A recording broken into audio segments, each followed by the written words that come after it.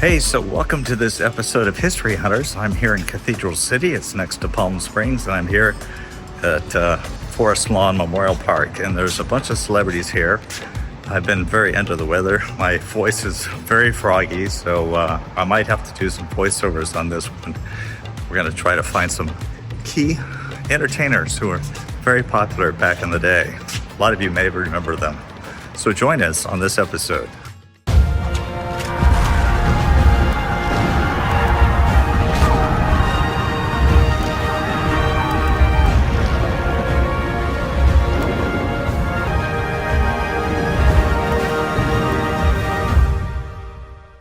The first 10 minutes of my searching for a list of celebrities was absolutely fruitless until I noticed a man who was carrying around a list and a camera. Turns out that we were both hunting celebrity graves, and Patrick Gray eagerly helped me. I don't know. Okay, this kind gentleman here, Patrick Gray, G-R-E-Y. Yes, he helped me find some graves. I was walking about 10 minutes to here. I couldn't find anybody. So why do you do what you do, and what do you do?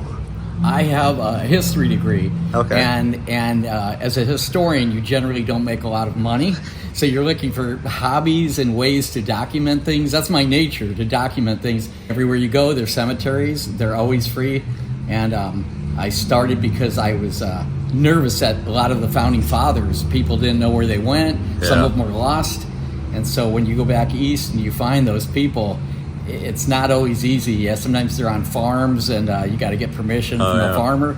So you go all over the country doing this? Yeah, every year I pick a state or two states, and I weave all over the state. I do like 4 months of research. Who was the one you absolutely had to find here?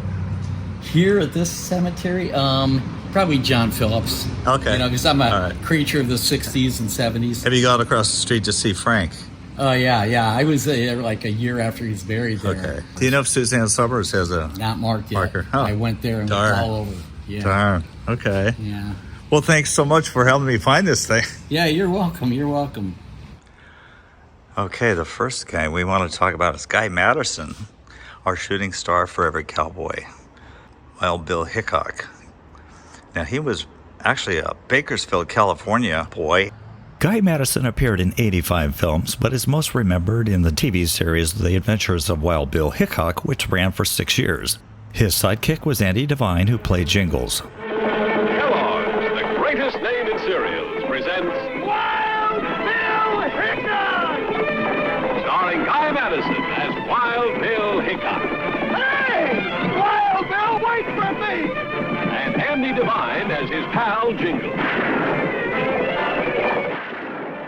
The show was especially popular with children, resulting in merchandising of toys, clothes, and items which appeared in cereal boxes. Madison was discovered by a talent scout during his visit to Hollywood in Coast Guard uniform during World War II. David O. Selznick felt that his good looks would be perfect to play a sailor in a cameo role for his movie, Since You Went Away. After leaving military duty, Robert Mosley was signed to RKO Pictures in 1946 to appear in romantic comedies and dramas, including Till the End of Time and Honeymoon. He came up with the Hollywood name of Guy Madison. He also had major roles in 3D westerns, The Charge at Feather River, and The Last Frontier. After the Hickok TV series was canceled, Madison became a popular star making Italian westerns and German adventure films in Europe. Today, he is a star on the Hollywood Walk of Fame. So right here, this is locked, but there's an alcove here of cremain niches, and the gold dolphins right there are the remains of Phil Harris, and then next to it, his wife, Alice Faye. Phil Harris was an actor, comedian, orchestra leader, singer, and songwriter. He was a pioneer in radio situation comedy, first with the Jack Benny program, then in the Phil Harris Alice Faye show, in which he co-starred with his wife, Alice Faye, for 8 years. As a singer, he recorded a #1 novelty hit record, The Thing, in 1950. Harris, by the way, voiced Baloo in Disney's Jungle Book in 1967. Look for the bare necessities, the simple bare necessities. Thomas O'Malley in The Aristocats in 1970. Little John in Robin Hood 1973, and Patou in Rockadoodle in 1991. Alice Faye was a musical star of 20th Century Fox in the 1930s and 40s, appearing in such films as On the Avenue in 1937 and Alexander's Ragtime Band 1938. She is remembered for the Academy Award-winning standard You'll Never Know, which she first introduced in the 1943 musical film Hello, Frisco, Hello. She left her career as a film actress for her role on the Phil Harris Alice Faye radio show. Here's Buddy Rogers, the husband of the legendary actress Mary Pickford. Buddy Rogers made his screen debut in the 1926 film Fascinating Youth and quickly became a star in the late silent era. He was also a successful bandleader and musician. Rogers was nicknamed America's Boyfriend and starred in such films as Wings, 1927, My Best Girl, 1927, Working Girls, 1931, This Reckless Age, 1932, and Best of Enemies, 1933. During World War II, he served as a Navy flight training instructor. After making the film An Innocent Affair, he retired from screen for 9 years to concentrate on radio and TV work. In 1927, Rogers worked with Mary Pickford in the movie My Best Girl. She was married at the time to Douglas Fairbanks Sr., but Rogers felt an attraction to her. They didn't become romantically involved for some time, but eventually married in 1937, becoming her third husband.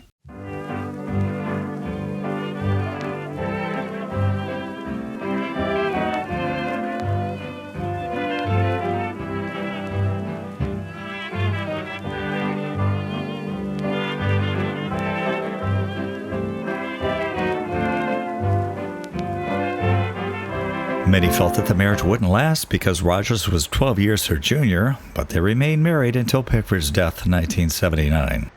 In 1981, Rogers married Beverly Ricono and remained with her until his death at age 94. In this quarter, we'll find the legendary 1960s folk singer John Phillips of the Mamas and the Papas. All and Denny working for a penny, trying to get a fish on the line. He wrote many of the hit songs for the group, which consisted of Mama Cass Elliot, Michelle Phillips, and Denny Doherty. His biggest song was California Dreamin'. Phillips also wrote music for the Grateful Dead and the Beach Boys. His daughter is TV and movie actress Mackenzie Phillips. He is buried next to his ex-wife Genevieve Joyce Waite, a pretty South American actress, singer, and model, who is not the mother of Mackenzie. After John Phillips died, Mackenzie claimed that she and her father had an incestuous relationship, partly fueled by drug use. Right next to the famous couple is actor Gavin MacLeod, best known as Captain Merrill Stubing on the Love Boat TV series that ran from 1977 to 1987.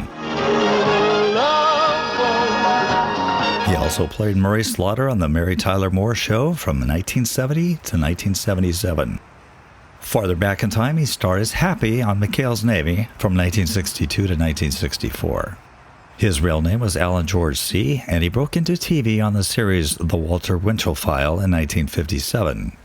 Starting in the late 1950s, he landed movie roles that included Porkchop Hill and Operation Petticoat. MacLeod also appeared in TV shows including The Andy Griffith Show, Death Valley Days, The Big Valley, Perry Mason, and Hogan's Heroes. He became a Christian in 1984, which explains the verbiage on his marker, quote, "Thank you, Father, for this amazing journey. I was truly blessed. The captain has reached his final port of call. Hallelujah." And he quotes Isaiah 40:31. Of course, I'm an autograph collector, and I had this quirky habit of sending cardstock to celebrities and ask them to draw themselves. Gavin MacLeod was one who actually complied with my request, and he sent me a pretty good likeness. It's kind of surreal to be here by his grave. Patsy Garrett was not a household name, but some of you may remember her for the Purina Cat Show TV commercials in the 1970s and 80s.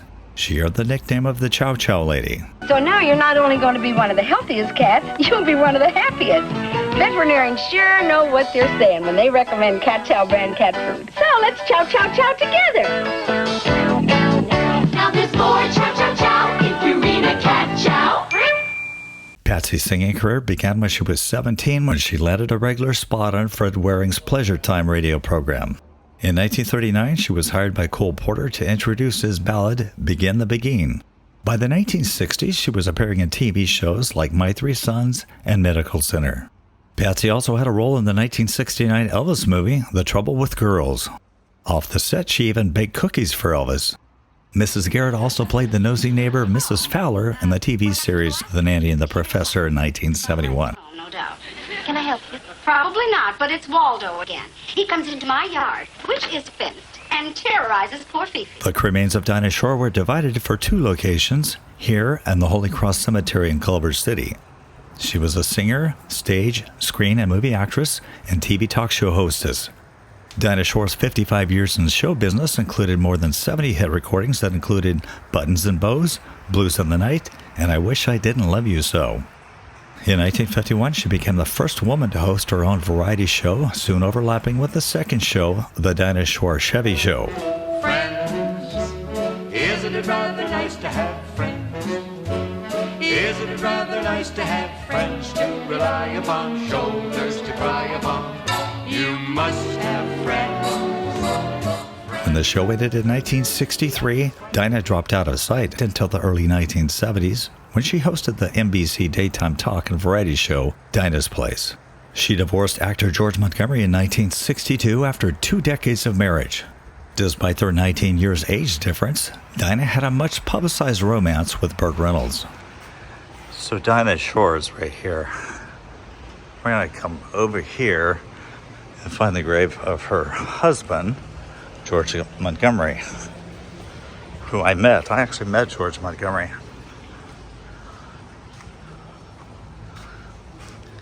There we go. Actor, artist, Renaissance man, loved by many, admired by all. George Montgomery, 1916 to 2000.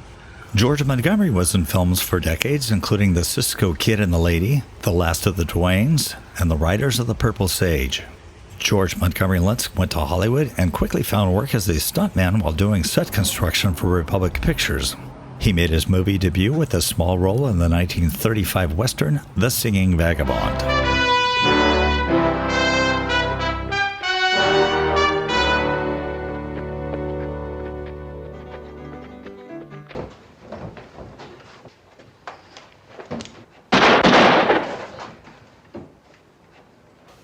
Hickok was no friend of mine, and I had a good reason for everything. Never mind the medal, just get me a new arm. Look, I volunteered to fight for the Union, and what happens? You make a slave out of it. After signing with 20th Century Fox Studio, he found leading roles in musicals and romantic comedies such as Coney Island, 10 Gentlemen from West Point, China Girl, and Roxy Hart. He enlisted in the Army Air Corps during World War II, just days after marrying Dina Shore. When he left acting in 1972, Montgomery had appeared in 80 feature films. He enjoyed making furniture and became skilled at bronze casting, creating busts of Hollywood stars like Ronald Reagan. I think it was about 1998 or so. I went to a film festival in Sonora, California, and engaged in some conversation with George Montgomery. And I had my video camera out and was videotaping him signing autographs. And then he looks up, he was just kind of looking off, and then he sees my camera and he goes, "Jeff, you should have told me you were taping."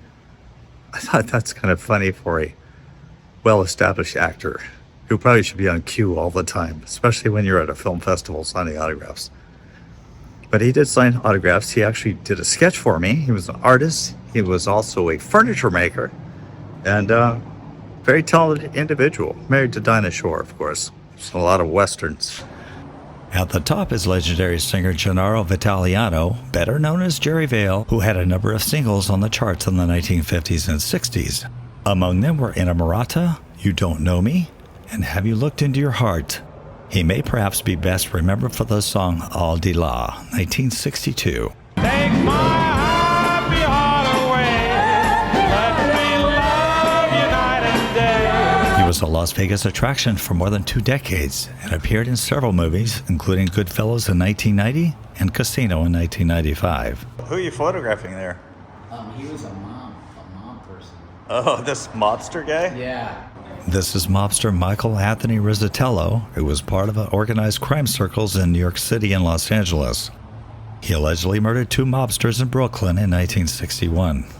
Rizzatello was involved in illegal gambling, loan sharking, mail-in insurance fraud, and extortion, which put him behind federal prison bars.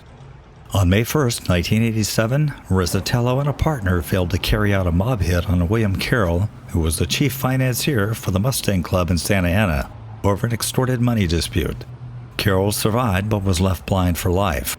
Rizzatello was sentenced in April 1990 to 25 years for conspiracy to commit first-degree murder, 3 years for great bodily injury to Carol, 2 years for the use of a firearm, and 3 more years because Rizzatello was a convicted felon with a firearm. Rizzatello was behind bars when he died of cancer at the age of 78 in 2005. This is the crypt of professional golfer and sports broadcaster Ken Venturi. After retiring from the PGA Tour in 1967 with a total of 14 career wins, Venturi spent the next 35 years working as a commentator and lead analyst for CBS Sports, the longest lead analyst stint in sports broadcasting history, made remarkable by the fact that he had a stutter, which was less manageable early in his life. 22, 23 years, been retired, and I was kind of in a forced retirement. I've been in television now 29 years. But my hands got me out of the game. I was only in the game for 10 and a half years, and the operations on my hands are kind of froze up a little bit. I can't get it back as far as I used to because of scarring. He retired from broadcasting at age 71 in June 2002. Shortly before his death, Venturi was inducted into the World Golf Hall of Fame. This is the final resting place of Shirley Berkovich, who played professional women's baseball. She also appeared in the 1992 film A League of Their Own as Alice Skeeter Gaspers, whose younger version was played by Renee Coleman. And related to the same movie, here are the remains of Dorothy Dottie Kamenchek, another women's baseball player who was inspiration for A League of Their Own in 1992. Dottie loosely was the basis for Gina Davis's character of Dottie Henson.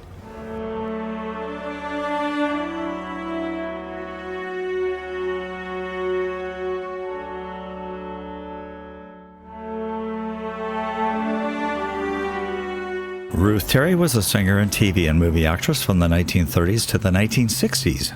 Her first movie was Love and Hisses in 1937 with Walter Winchell. She mostly appeared in westerns, including Call of the Canyon with Gene Autry and several movies with Roy Rogers. Her best-known movie, however, was with Bob Livingston in Pistol Packin' Mama, based on the song of the same name. She retired when she married her second husband in 1947. 5 levels up is the crypt of Hollywood actress and the first wife of Ronald Reagan, Jane Wyman. The two Hollywood performers appeared together in Brother Rat and its sequel movie, Brother Rat and a Baby, and were married in 1940. In 1936, Jane became a contract player with Warner Brothers, which was the same year that she graduated from the University of Missouri. Jane was nominated for an Academy Award in 1947 for The Yearling. She won an Oscar in 1949 for her powerful performance as a deaf-mute rape victim in Johnny Belinda in 1948, the first Oscar winner since the silent film era to win for a role that didn't include dialogue. She was Oscar-nominated again in 1952 and 1955 for The Blue Veil and The Magnificent Obsession. In the 1980s, Wyman returned to acting when she was cast as the matriarch in the CBS TV series Falcon Crest about a family in the California wine industry. After her divorce from Ronald Reagan in 1949, Jane was married to bandleader Frederick Carger 2 different times, both times ending in divorce. Interred in this crypt is Irvine Robbins. Along with his brother-in-law Burt Baskin, he co-founded the Baskin-Robbins ice cream franchise in 1945. Famous for its 31 flavors concept, Baskin-Robbins grew to have over 5,500 outlets around the world.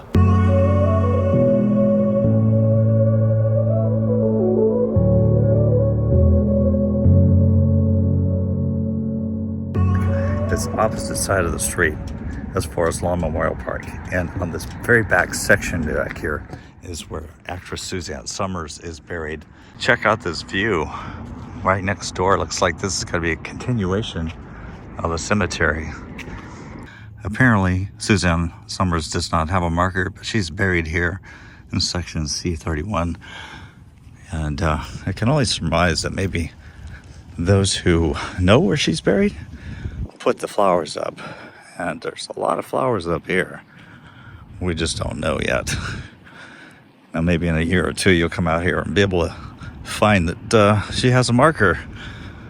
But if you check this out, I mean, there's a lot of grapes, a lot of flowers here. Perhaps she's buried here, I don't know. This is marker 7419.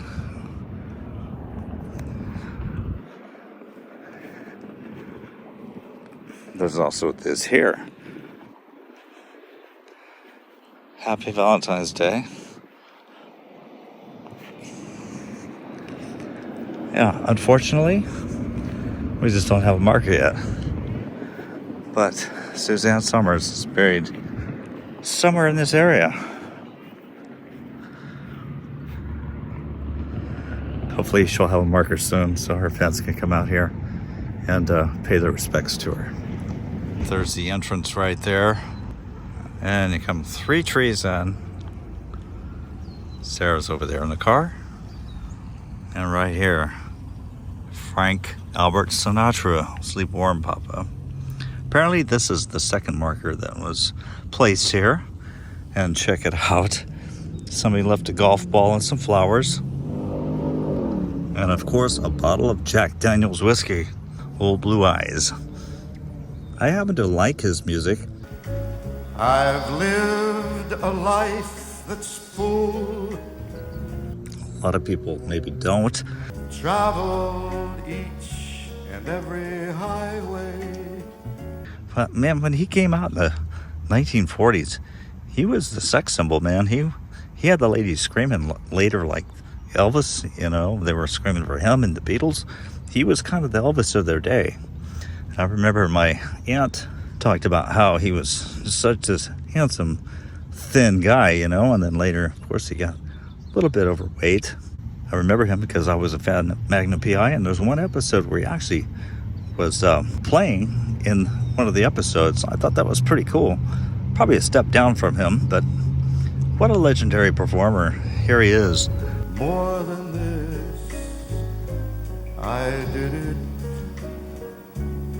my way. Frank Sinatra emerged from an Italian-American family in Hoboken, New Jersey to become the first modern superstar of popular music with an entertainment career that spanned more than 5 decades. 'Cause I couldn't sleep a wink last night.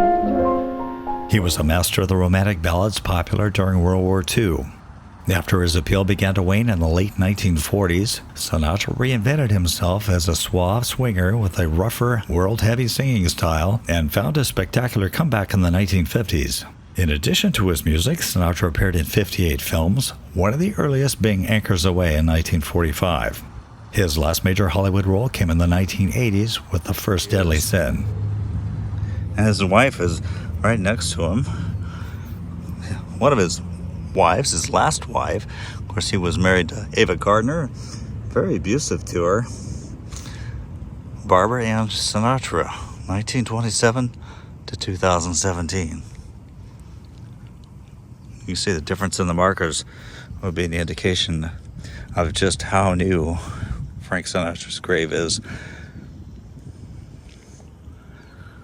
This is a beautiful park. I would like to say that I found his grave my way, but I actually cheated. I pulled up some YouTube videos that some other people have done on the grave, and I found it. Scout on Tape was out here a couple years ago, and I used that kind of as a place to find a grave, because it's not well marked. I don't know, today must be my off day, because it took a while to find this grave. By these fountains right here. You see who's here? Sonny Bono, 1935 to 1998. He'd probably still be alive if we're not for the fact that he was skiing and he smashed right into a tree and took his life. Sonny Bono began his musical career in 1963 as a songwriter. In 1965, he achieved commercial success with his wife Cher as the singing duo Sonny and Cher. Bono wrote, arranged, and produced a number of hit records, including the singles I Got You Babe and The Beat Goes On, although Cher received more attention as a performer. He played a major part in Cher's early solo recording career, writing and producing singles including Bang Bang and You Better Sit Down, Kids. Sonny continued to work with Cher through the early and mid-1970s, starring in their own variety TV show, The Sonny and Cher Comedy Hour, which ran on CBS from 1971 to 1974, the year that they split up. Of course, I remember them when they were in the Sonny and Cher show. You talk about a corny show. She was always putting them down, and that was their little shtick, I guess. Get ready, here I go.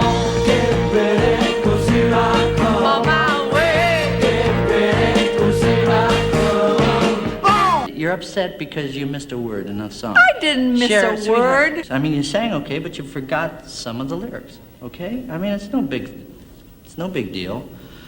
I, on the other hand, I remembered every word of that song, you know. No, I did. It's just that's the difference between, she sings better, but I have this marvelous kind of photographic memory, which incidentally I inherited from my mother. No, I did. You know. Listen, you're the one that's always saying my mother has a fantastic memory, so what are you making a point? That's what I've said. An elephant never forgets.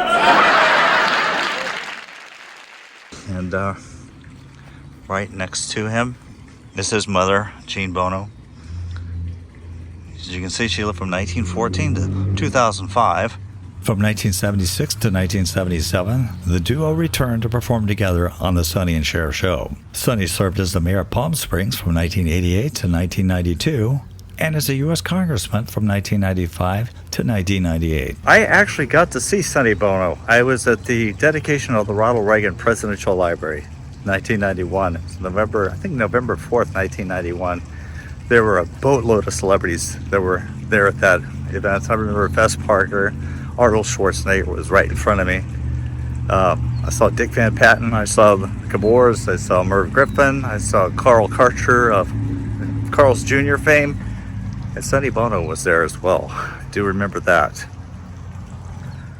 So towards the back of the cemetery, and look for this distinctive tree right here.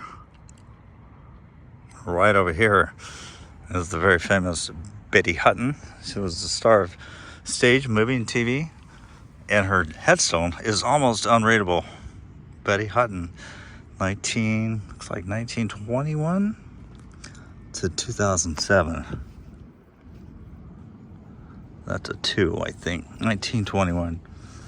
Yeah. Betty Hutton was a brassy singer who played Annie Oakley in the 1950 musical Annie Get Your Gun. She rose to fame in the 1940s as a contract player for Paramount Pictures, appearing primarily in musicals, and became one of the studio's most valuable stars of that decade. She was noted for her energetic and sometimes manic performance style. He says murder, he says, every time we kiss, he says murder, he says, at a time like this, he says murder, he says, is that the language of love? He says, after leaving Paramount, Hutton started her own TV series, The Betty Hutton Show, from 1959 until 1960. Her career faltered after chronic depression, alcoholism, and prescription drug addiction.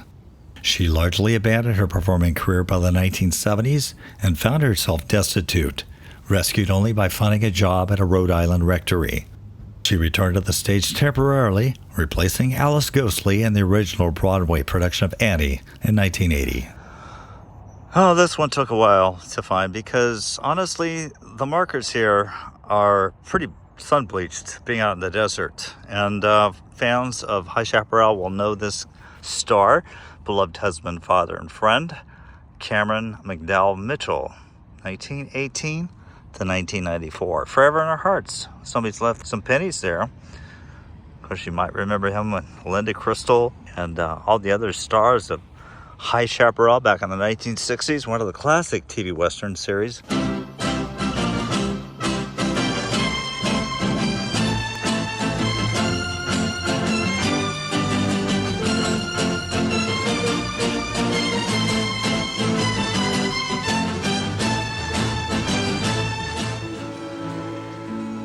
I never should have married her. She was trying to help, John. Victoria was only trying to help you. Cameron Mitchell began appearing in movies in the 1940s. He subsequently originated the role of Happy Loman in the Broadway production of Arthur Miller's Death of a Salesman in 1949, a role that he reprised in the 1951 film adaptation. When he was with 20th Century Fox, he appeared in How to Marry a Millionaire in 1953.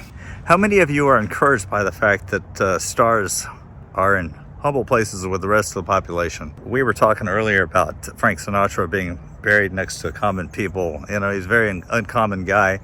Bob Hope, for example, buried in a very special place with like a half clamshell, almost like a little band stage there at the cemetery in San Fernando Valley, Mission Cemetery. Well, I haven't yet to make it there, though.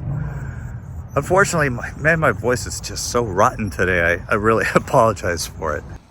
So a little bit away from this wall, where there's some crypts lying next to it, underneath this pepper tree is the grave of William Powell. He was a Hollywood actor. He was born in 1892 and he died in 1984. He was probably most recognized in his Hollywood comedic murder mysteries, The Thin Man, which was filmed from 1934 to 1947. Oh, that's too bad. Well, there's still one or two pieces missing, but I know this much. Everything that's happened has been part of a plan. For this role, he received his first Academy Award nomination in the category of Best Actor in 1935. Appeared in silent film Sherlock Holmes in 1922, playing the role of Professor Moriarty in Romola in 1924, which was filmed in Italy, and Beauchamp in 1926. He was also a Palm Springs resident. Legendary William Powell. Somebody placed a stone on his marker. Huh, unique. And right next to him is another William David Powell, 1925 to 1968. Next to his famous dad is TV writer William David Powell. He became so ill that he killed himself in 1968 in a most brutal way. He left a note saying, "Things aren't so good here. I'm going where it's better." Buried on the other side of the famous actor is his wife, Diana Lewis, who ended her career as an actress to be his wife, even though he was 27 years older. So I think that's going to wrap up our visit here to Desert Memorial Park here in Cathedral City. I hope that you enjoyed visiting the graves with us, with Sonny Bono and William Powell and Cameron Mitchell and Betty Hutton. If you could please leave us a nice word, we would appreciate that as well. And if you can, give us a thumbs up. Thank you so much.